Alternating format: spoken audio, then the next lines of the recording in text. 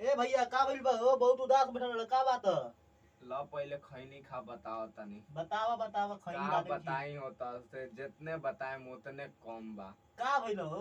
अरे हम अपना मेहरारू में इतना पैसा लगा दले बानी, भैंस पाड़ा पाड़ी सब बेच दहनी। एगो काहे खाती हो? देवी माई खातिर चढ़ावे खातिर बोका लियाई रहनी है, बड़का आड़ी वाला। हां का करी ओहू के बेच के पैसा लगा दनी।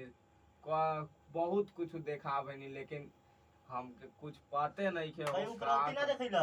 बड़ा देखा बनी हो भाई। का कहीं हम का बताई तो से। एगो बाबा वन एनिया सुनाई बेटे रास्ता वाला बाबा वन के चलो ले चलते नु बहुत अच्छा झाय ना। सही का? हां चलो ना। ले चला ना चलो भाई, मर्द। बड़ा परेशान हो। ये का ए तो बड़ी ये आई का हो भैया? हाँ हो ये है का बताई देखत आड़ हो। हां वो बहुत हालत खराब हो गई, ले चला उठाओ। चला मुंह ढका यार। बाबा की जय हो, बाबा की जय हो, बाबा की जय हो। जय हो बाबा।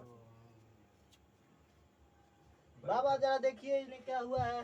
का बताई बाबा, बड़ा परेशान बनी हम। बड़ा दिन से बहुत पैसा लगा चुकनी, ठीक है नहीं थी हो। ए एकरा का भइल बे रे?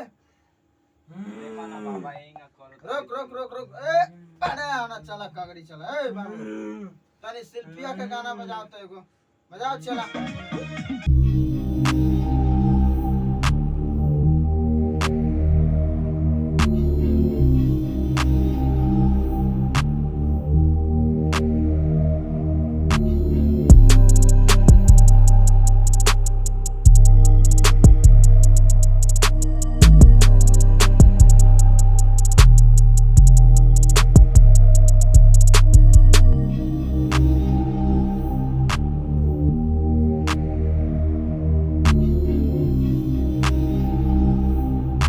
बंद कर बाबू ए कहां गइल रहिए रे बाबू? आगे ले गए रही एकरा के हम खेते के और गए रही बाबा अकेले। आई लइका अनार मांगता दुनु चुसनी तोहार मांगता। ये राजा काला साड़ी लइया कमर में छिप जाई आ घर में ताला मार के या तब बिल्ली घुस जाई। रुक जो खेते क्यों रे?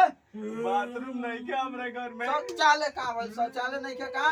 ना हो हां एकरा के छोड़ाए के पड़ी। रुक जो माई शक्ति दे माई देख रख हम छोड़ा के भगाओ तन 2 मिनट में। हटाओ सामान हटाओ एकरा के। अरे नहीं अरे आओ तोरा काम अबे बताओ तनी ते कौना घाट के लगबे कि ना लगबे रे? चंडालिन पापिन दुष्टनी जाएगी कि नहीं जाएगी रे? बोल तेरे को आज